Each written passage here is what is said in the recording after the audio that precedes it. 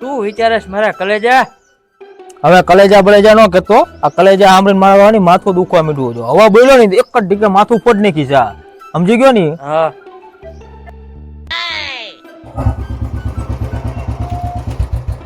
નાસ્તો કરવા આવું હે?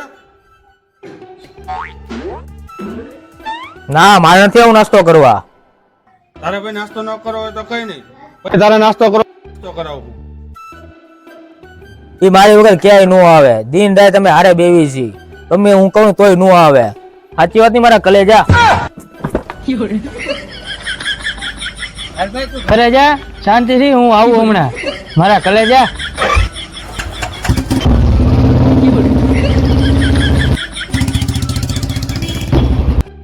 જોયું?